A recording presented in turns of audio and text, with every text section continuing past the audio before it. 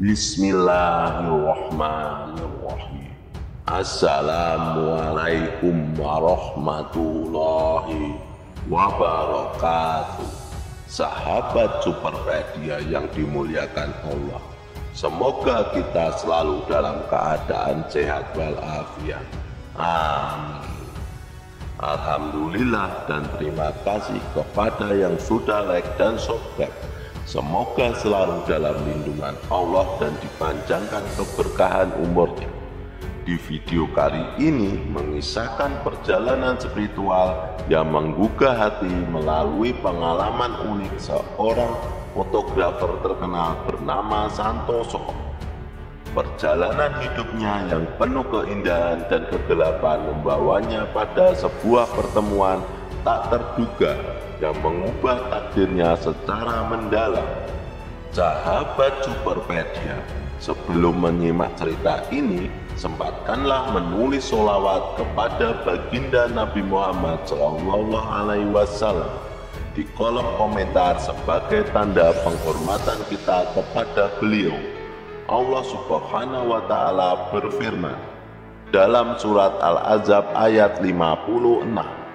Sesungguhnya Allah dan para malaikatnya bersolawat untuk Nabi. Wahai orang-orang yang beriman, bersolawatlah kamu untuk Nabi dan ucapkanlah salam dengan penuh penghormatan kepadanya.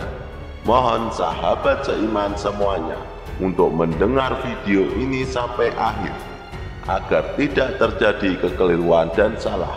Nama-nama dalam tokoh ini saya samarkan. Namanya Santoso. Ia adalah seorang warga Indonesia berusia 39 tahun yang bekerja sebagai fotografer untuk sebuah majalah terkenal. Santoso dikenal karena kemampuannya menangkap keindahan tempat-tempat eksotis dan model-model cantik di berbagai acara. Karyanya sering mendapatkan pujian dan penghargaan, menjadi salah satu fotografer yang paling dicari di industri ini. Meskipun karirnya terlihat cemerlang, Santoso menyimpan sebuah rahasia gelap yang hanya diketahui oleh sedikit orang. Di balik ketenaran dan kesuksesan, ia memiliki obsesi yang tersembunyi yang telah mengganggu kehidupannya selama bertahun-tahun. Obsesi terhadap keindahan yang difotonya telah membuatnya terjerat dalam fantasi-fantasi yang tidak sehat. Ia sering menghabiskan waktu berjam-jam di kamar gelap, memperhatikan foto-foto yang diambilnya dan merasakan seolah-olah mereka berbicara kepadanya. Ketertarikan yang berlebihan ini telah menyebabkan beberapa masalah dalam hubungan pribadinya. Namun ia berhasil menyembunyikan dari dunia luar. Ketika berada di tempat kerja, Santoso selalu tampak profesional dan berdedikasi, tidak pernah menunjukkan tanda-tanda adanya masalah. Namun di balik senyumannya, Santoso menyembunyikan rasa bersalah dan kebingungan yang mendalam. Obsesinya yang tak terkendali telah menjadi beban yang semakin sulit untuk ditanggung. Ia merasa terperangkap dalam lingkaran setan yang tak berujung. Berusaha keras untuk mengatasi hasrat nafsunya yang tidak sehat. Dalam salah satu perjalanan fotografi, Santoso ditugaskan untuk mengambil gambar di sebuah desa terpencil yang terkenal dengan tradisi mistisnya. Desa tersebut yang terletak di pelosok Jawa Tengah dikenal karena kearifan lokal dan praktek-praktek spiritual yang kuat. Di sana Santoso bertemu dengan seorang wanita tua buta bernama Nenek Tiem. Meskipun tidak bisa melihat, Nenek Tiem memiliki mata yang memancar cahaya misterius, seolah-olah menembus jiwa siapapun yang menatapnya. Santoso merasa terpesona oleh kehadiran Nenek Tiem dan mulai berbicara dengannya tentang penglihatannya. Wanita tua itu dengan suaranya yang lembut dan bijaksana mengatakan kepadanya bahwa mata adalah jendela jiwa dan dapat mengungkapkan rahasia terdalam seseorang. Percakapan mereka semakin intens dan Santoso merasa koneksi yang aneh namun mendalam dengan Nenek Tiem.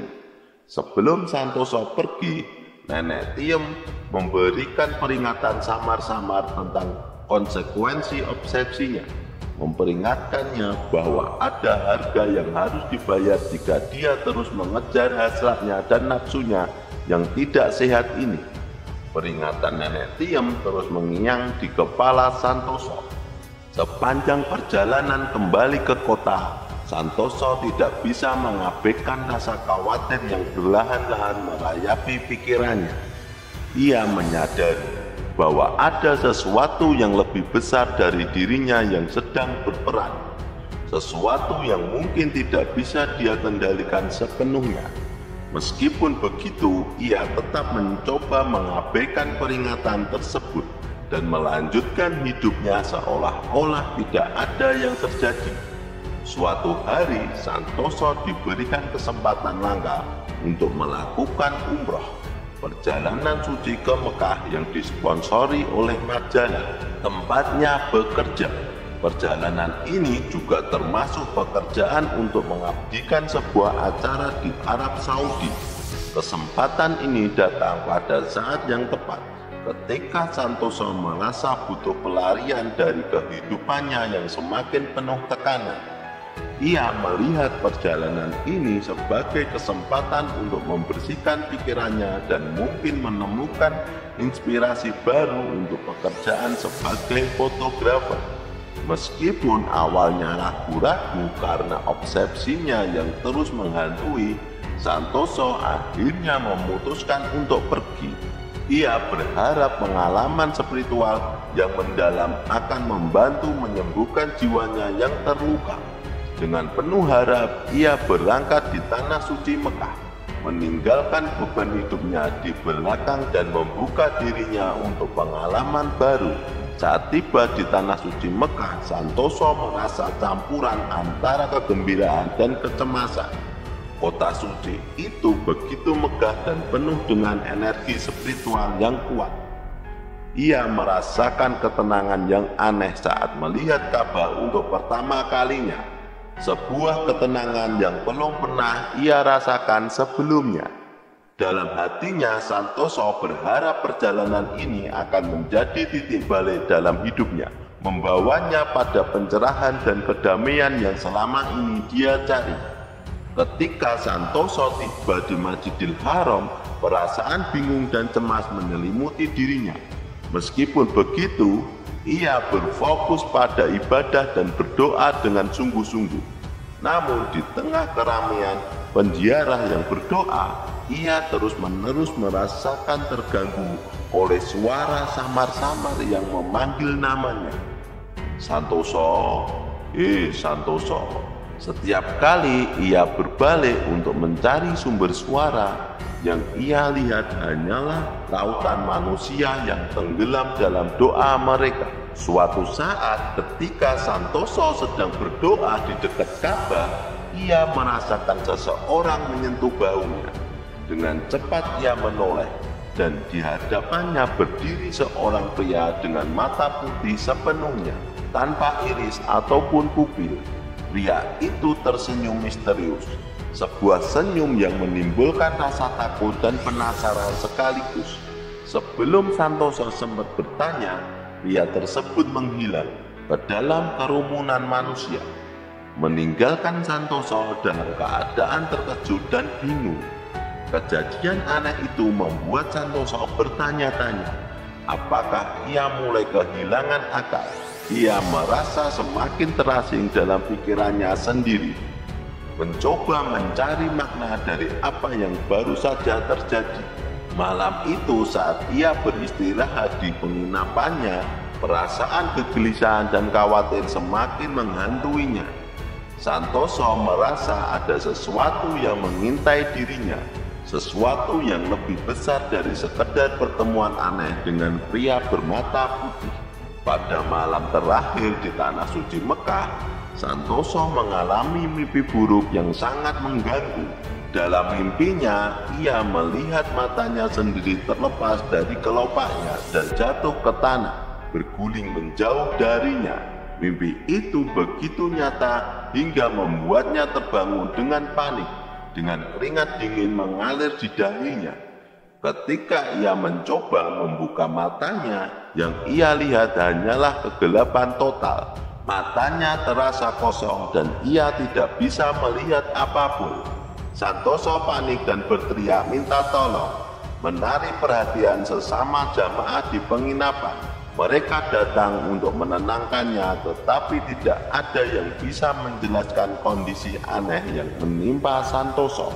Dalam kebingungan dan ketakutan, ia merasakan kesedihan yang mendalam karena kehilangan penglihatannya, seperti kehilangan sebagian besar dirinya sendiri, terutama karena pekerjaannya sebagai fotografer sangat bergantung pada matanya. Kondisi Santoso yang tiba-tiba buta menjadi bahan pembicaraan di kalangan jamaah. Beberapa mencoba memberikan dukungan moral, sementara yang lain merasa takut dan bingung dengan apa yang terjadi. Malam itu menjadi malam yang panjang bagi Santoso, penuh dengan doa dan harapan agar penglihatannya bisa kembali. Namun di dalam hatinya Santoso tahu bahwa ada sesuatu yang lebih besar dalam dari sekedar kehilangan penglihatan fisiknya. Suasana semakin genting saat ia berjuang untuk memahami apa yang sebenarnya terjadi padanya. Dalam kebingungannya, ia mulai mengingat kembali peringatan nenek Tiem dan pertemuannya dengan pria misterius bermata putih. Perlahan-lahan bagaikan potongan-potongan puzzle mulai menyatu dalam pikirannya. Ia menyadari bahwa peringatan nenek Tiem bukan sekedar kata-kata kosong, melainkan peringatan serius tentang konsekuensi dari obsesinya. Dalam keadaan putus asa, Santoso mendengar suara nenek Tiem di kepalanya, mengungkapkan rahasia di balik obsesinya.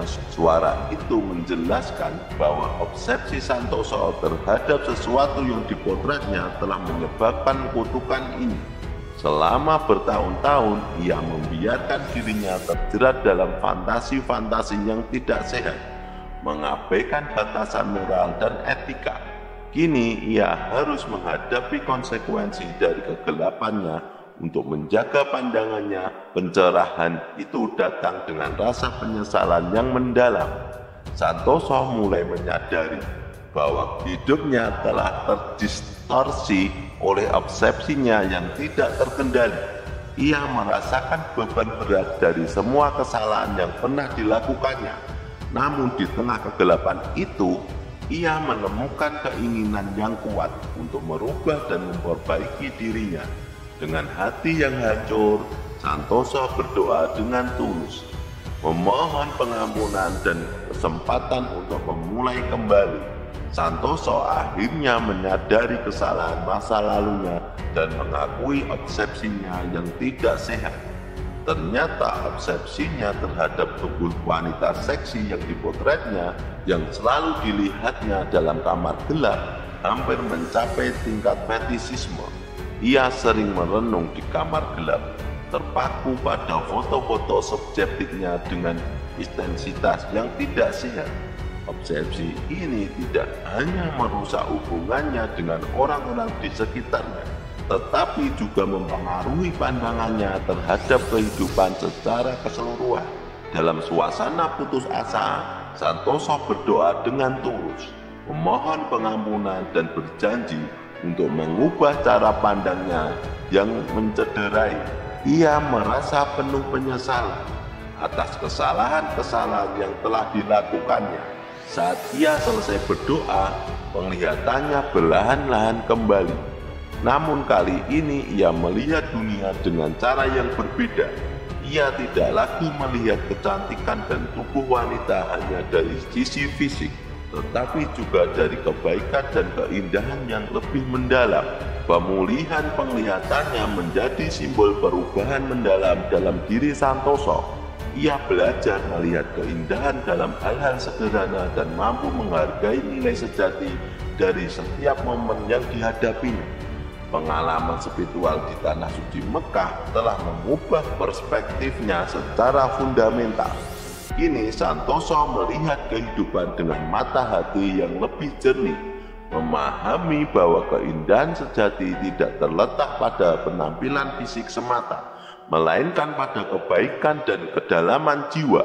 Kisah kali ini kami rangkum dari sumber media, jadi kebenarannya belum pasti. Nama-nama tokoh ini saya samarkan dan saya edit sedikit biar lebih menarik ceritanya.